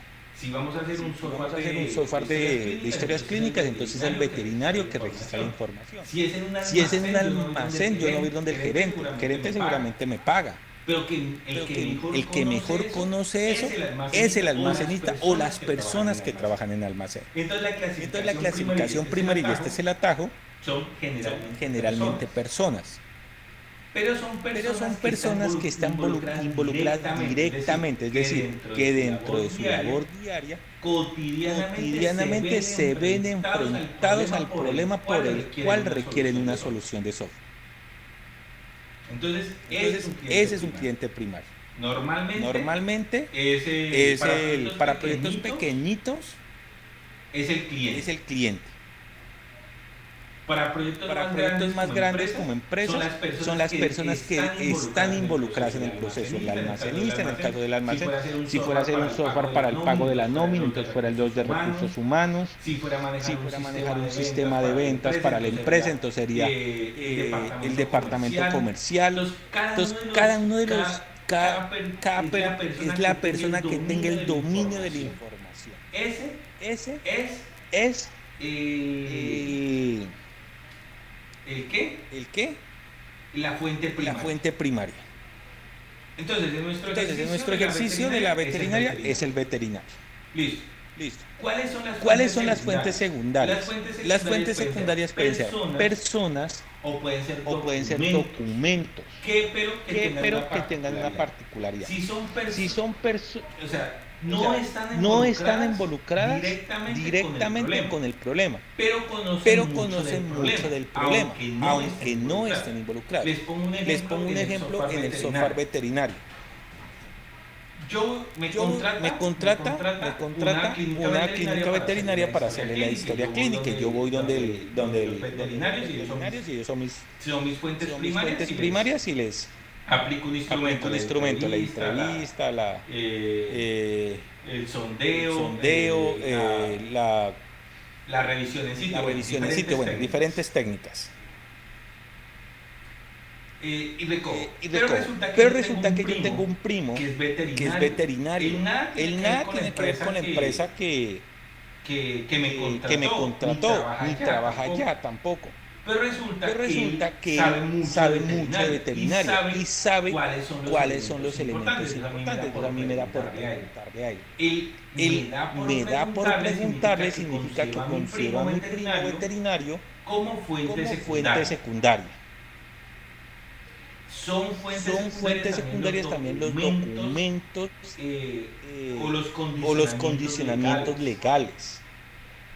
Porque eso direcciona mi desarrollo, por ejemplo. Lo que les decía, por ejemplo, si hay restricciones legales, pues toca tener en cuenta los impuestos. Yo tengo que implementarlos.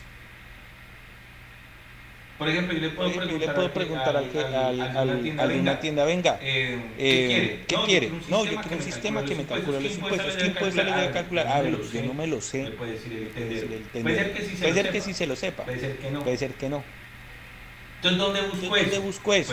Pues en los documentos legales, los que me dicen que tiene, a qué se le aplica IVA, a qué no se le aplica IVA, cuáles están exentos, que por ser productos de la canasta familiar, cuáles tienen un impuesto que creo que le llaman consumo, que es del 8%, cuáles sí, cuáles no, etcétera. Entonces las fuentes secundarias son personas que conozcan el problema pero que no estén involucradas directamente con él. O documentos legales que me direccionan. Aquí también pueden haber, los documentos legales no solo son leyes, ¿no? También pueden ser, por ejemplo, documentos o guías dentro de la empresa frente a los procedimientos que debe desarrollar la empresa. Los documentos internos de la organización pueden ser fuentes de información porque me dicen cómo se deben hacer las cosas. Empresas que ya son relativamente grandes tienen algo que llama manual de procesos y procedimientos. Y se espera pues que las herramientas de software estén alineadas con esos manuales de procedimientos. Entonces, en mi ejemplo de la veterinaria es mi primo veterinario. Él es veterinario, sabe mucho del tema, pero no tiene nada que ver con la empresa que me contrató, ni con lo que quieren hacer. Pero él me puede dar información importante acerca de la actividad que estoy haciendo. Por no estar vinculado directamente con la empresa o con el proceso, entonces digo que es una fuente secundaria. Temas legales, manuales y instructivos dentro de la organización que condicionen cómo se deben hacer las cosas, entonces se vuelven fuentes secundarias. Y fuentes terciarias es cualquier consulta que ustedes quieran hacer. Pueden ser páginas web, pueden ser documentos técnicos, pueden ser otros software de otras empresas que ustedes quieran ir a ver cómo funciona y decir, ay, ve tan bacano, ¿cómo hace eso? Yo lo voy a poner en mi software. Entonces bien, sintetizando el tema. Fuentes de información es cualquier fuente de información, personas, documentos, páginas web, que me direccionen el desarrollo de mi historia. Es decir, que me permitan construir requerimientos. Recuerde que los requerimientos direccionan. Entonces, es cualquier cosa que me direccione. Los primarios son el cliente o la persona que más sepa acerca del proceso y que esté involucrado. Los secundarios pueden ser personas que conocen mucho acerca del tema, pero no están directamente involucrados. Adicionalmente, si hay temas legales que direccionen el tema del proyecto, debo considerarlo como secundario, y si hay tema de manuales de procesos y procedimientos también. Y tercero, cualquier fuente adicional donde ustedes crean que pueden obtener información.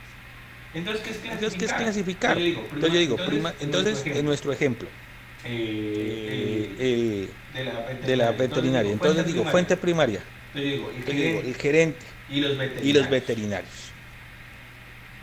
Fuente secundaria, la secretaria.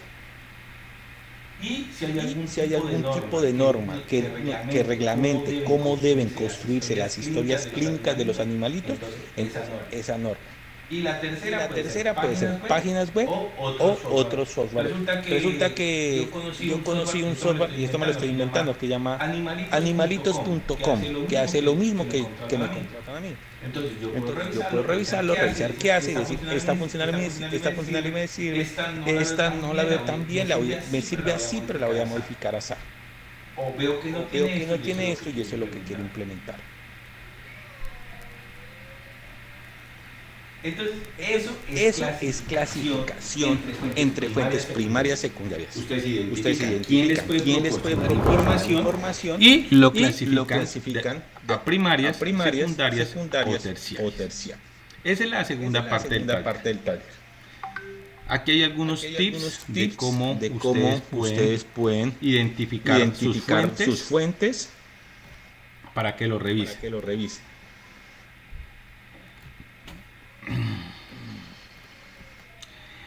Algo que también me olvidaba decirles es que el equipo de desarrollo también puede ser una fuente de requerimientos. Hay equipos de desarrollo que se especializan en ciertos productos. Por ejemplo, una empresa dedicó a hacer productos contables. Solo hace productos contables, entonces se vuelve experto en productos contables. Entonces el equipo de desarrollo también puede ser una fuente de requerimientos, pero porque conoce y tiene experiencia. Ese no es su caso, pero en la práctica, cuando ustedes adquieran experiencia, ustedes también podrán ser fuente de requerimientos. Por eso es que acá aparece el líder del proyecto, el analista, el ingeniero de sistemas.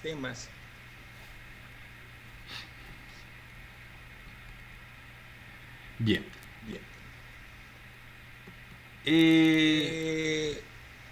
Entonces las herramientas.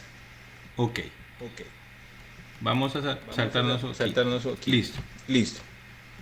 Las técnicas para recoger requisitos. Este es el tercer punto. Recuerden que el primero es el definir el proyecto. El segundo es definir los interesados, clasificarlos en primarios, secundarios, terciarios. Ya saben que los interesados cualquiera, personas, documentos, normas, páginas web, casi cualquier cosa. Bien. Lo otro son los instrumentos para recoger o hacer la recolección de requisitos. Entonces, los instrumentos que se manejan habitualmente es la entrevista. La entrevista es una forma para recoger información de otra persona a través de una comunicación interpersonal que se lleva a cabo por medio de una conversación estructurada. Está la encuesta. Los cuestionarios son herramientas ampliamente utilizadas para recoger datos del sondeo y poder ser administradas sin la presencia del investigador. Está la observación, está las secciones grupales.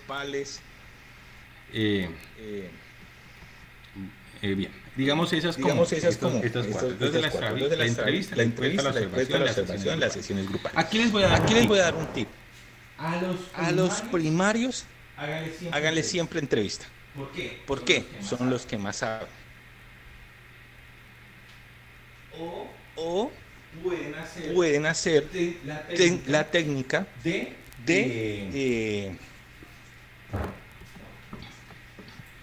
qué? De observación. Ustedes los miran trabajar. Ustedes les preguntan, mira, ¿qué haces? ¿Cómo lo haces? O simplemente lo observan. No, hagan su trabajo cotidiano y yo voy documentando lo que ustedes hacen. A los primarios casi siempre se les aplica eso. A los secundarios puede ser entrevistas o encuestas.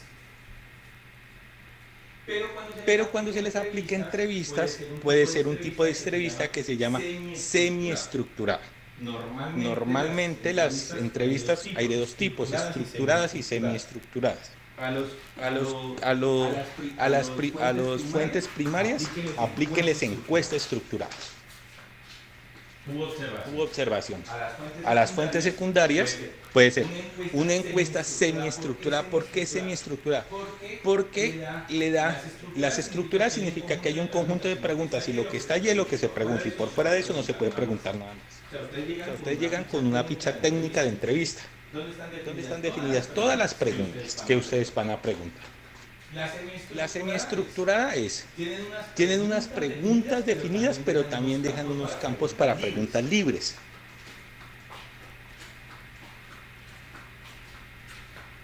Listo, entonces las fuentes secundarias pueden ser, si son personas, les aplican las entrevistas semiestructuradas o las encuestas. Por ejemplo, los clientes son una buena fuente de información secundaria. Los clientes generalmente.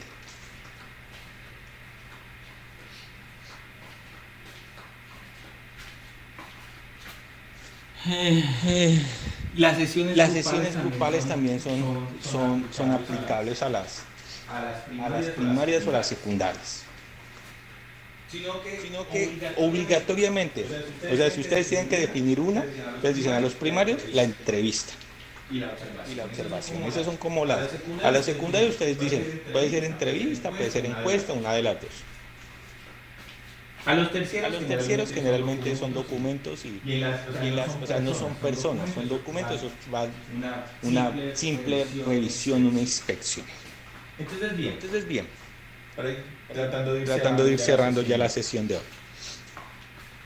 Entonces ustedes van a definir su producto, una solución, ustedes dicen quiero esto o quiero aquello y lo voy a hacer por esta razón. Ustedes van a definir qué producto de software van a entregar. Segundo, van a definir quiénes son los interesados, es decir, qué personas o qué fuentes de información les pueden a ustedes, valga la redundancia, proveer información para construir los requisitos. En este punto nosotros no vamos a construir requisitos, solo nos interesa identificar quiénes o qué nos puede dar información para nosotros construir esos requisitos.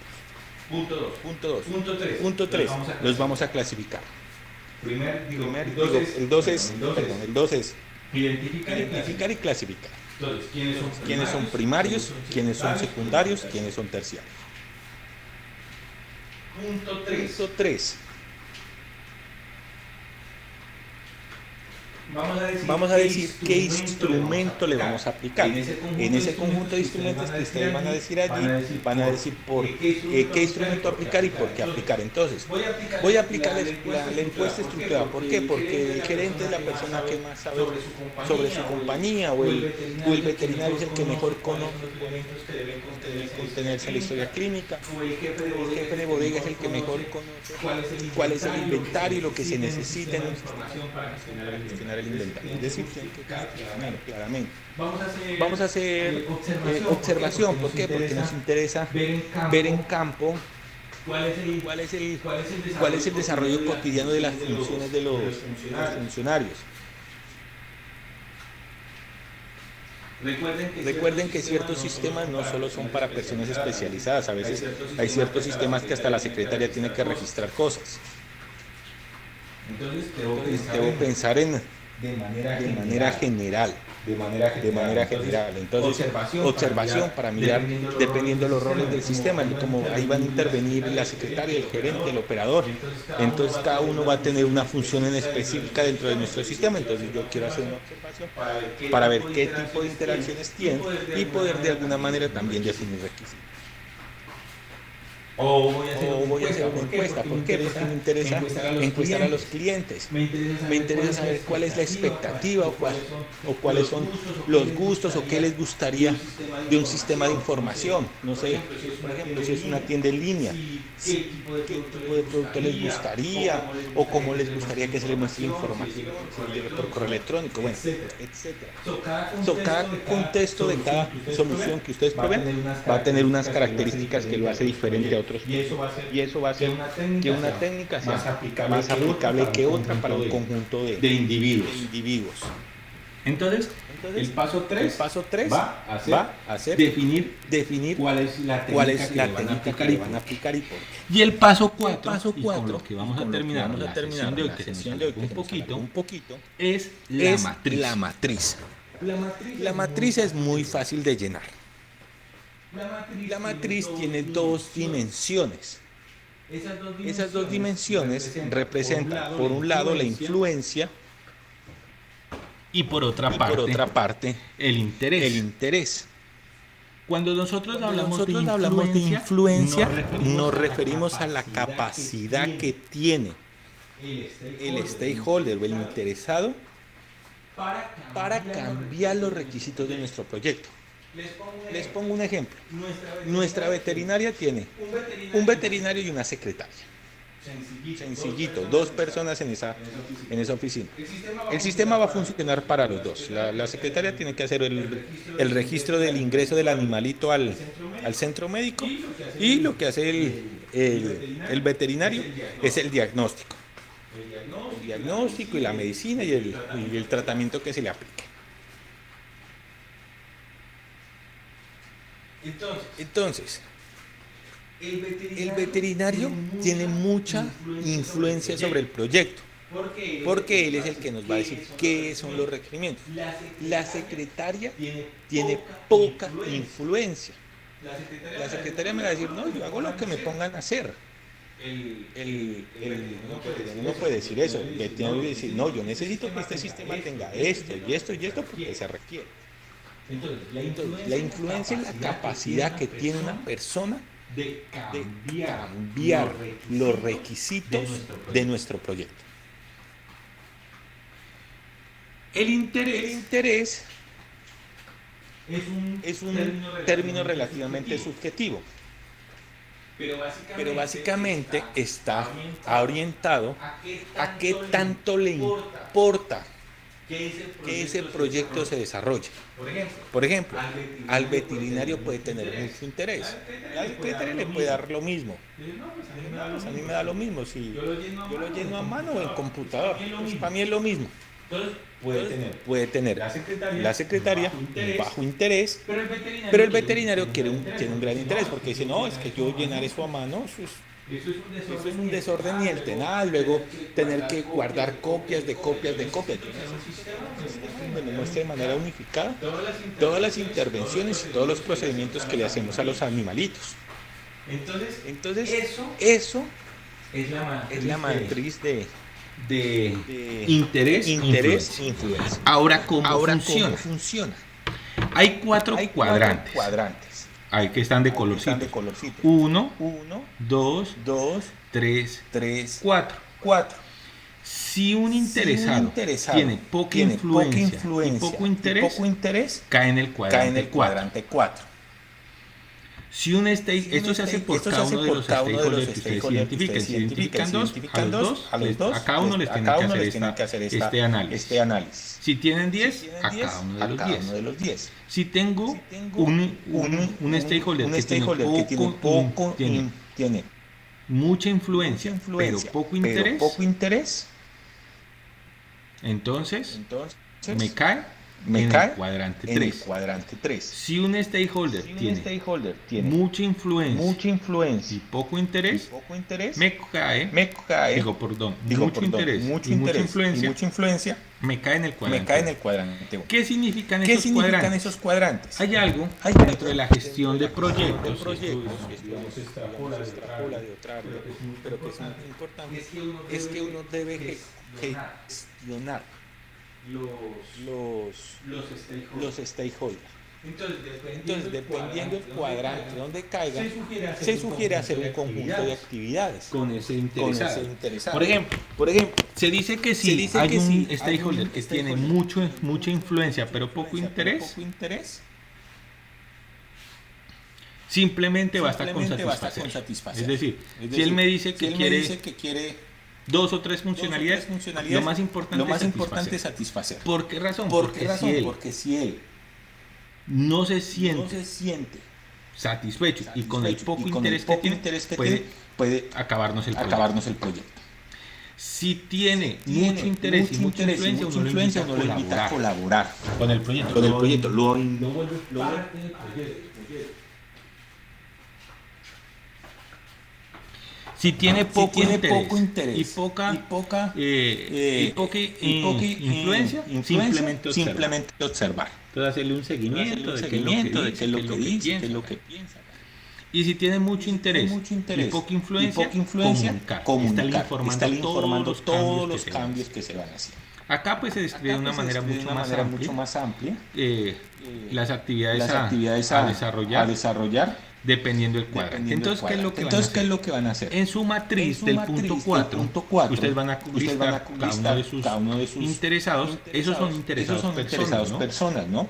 No interesados otras cosas. O sea, ustedes no documentos no les van a hacer una caracterización de este tipo.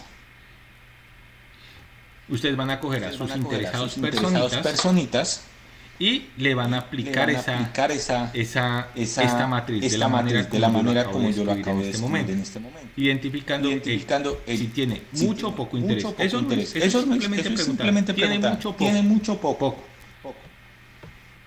Tiene mucho o poco influencia. Y lo identifican en cada uno de los cuadrantes. Este personaje cayó en el tercer cuadrante. Este personaje cayó en el segundo cuadrante. Aquí en nuestro ejemplo. Sí, mira, por ejemplo, mire. Entonces, usuario, un aspirante. Esto era para el desarrollo de un sistema académico, ¿no? Entonces, hay aspirantes, estudiantes, egresados, el aspirante escribe, pero no es estudiante, el estudiante es el que ya está estudiando, el egresado es el que estudió y ya se graduó. Entonces, por ejemplo, miren, el aspirante tiene poder bajo, interés alto. Entonces, si tiene poder bajo, interés alto, entonces, interés bajo, pero influencia o poder alto. Entonces satisface. Cuadrante 3. Lo mismo acá. Entonces, estudiante, bueno, aquí manejan tres, medio, bajo, alto. Nosotros es bajo y alto. Digamos que estudiante bajo, interés alto. Entonces, lo ubica en un cuadrante. Interés alto, influencia, poder. Entonces, comunicar. Entonces, aquí comunicar. Y así por cada uno de ellos. Simplemente identifican el cuadrante que les toca. Y eso lo colocan en la matriz que ustedes descargaron acá. A ver, ¿dónde están las descargas de hoy?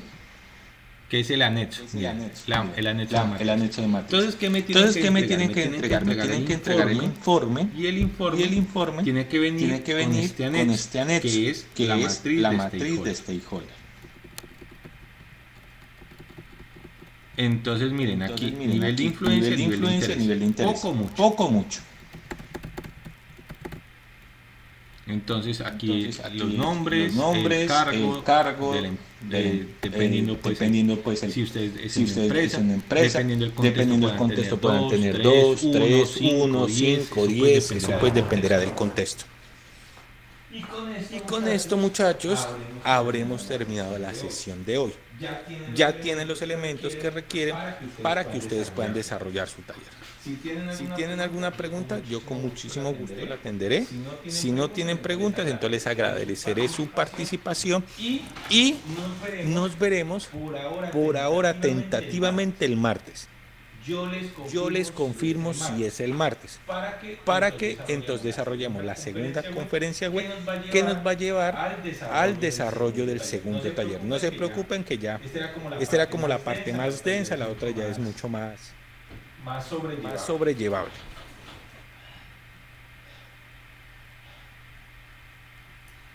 Muchas gracias, instructor. Muchas gracias, instructor. Feliz noche para todos. Feliz noche. Muchas gracias, feliz noche. Muchas gracias, feliz noche. Gracias.